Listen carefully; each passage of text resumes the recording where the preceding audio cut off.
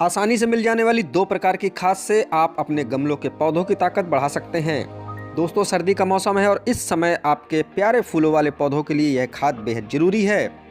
इस वीडियो में आपको अपने किचन गार्डन और छत पर बागवानी की बेहद ज़रूरी जानकारी हम आपको बताने वाले हैं।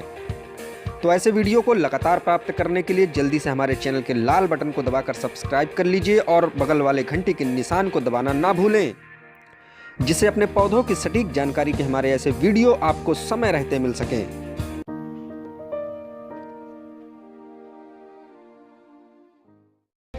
नमस्कार, आदाब मेरे मित्रों, दोस्तों, साथियों। उम्मीद करता हूं आप सब अपने बिजी समय में भी अपने प्यारे प्यारे पौधों का ख्याल रख रहे होंगे।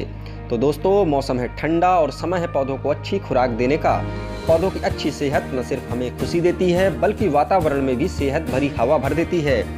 गर्मी या बारिश में हम पौधों को बहुत ज़्यादा खाद की खुराक नहीं दे सकते। गर्मी में तो खाद की मात्रा ज़्यादा हो जाए या जल्दी दे दिया जाए तो आपका पौधा मर भी सकता है। इसलिए सर्दी मौसम में ही इनकी सही खाद देने का वक्त होता है। इस मौसम में इनकी खुराक ज़्यादा भी हो जाए तो फर्क नहीं पड़ता। तो आइए दोस्तों, जान लेते हैं कि आप अपने पौधों की अच्छी सेहत के लिए कौन सी दो प्रकार की खाद प्रयोग कर सकते हैं और वो भी कैसे। पहले बात करते हैं गाय के गोबर वाली खाद की। यह अमूमन हर कहीं आसानी से मिल जाती है। न मिलने पर इसे नर्सरी से भी लिया जा सकता है। और दूसरी है डीएपी, जिसे आप बीजों वाली दुकान से ले सकते हैं। प्रयोग से पहले आपको 2 दिन पौधों में पानी नहीं देना है, जिससे इसकी मिट्टी हल्की नम और सूखी हो जाए। इसके बाद गमलों के किनारे मिट्टी की हल्के हाथों से खुदाई कर लें, उसकी मिट्टी फोड़ लें और गोबर की खाद सभी तरफ डाल दें।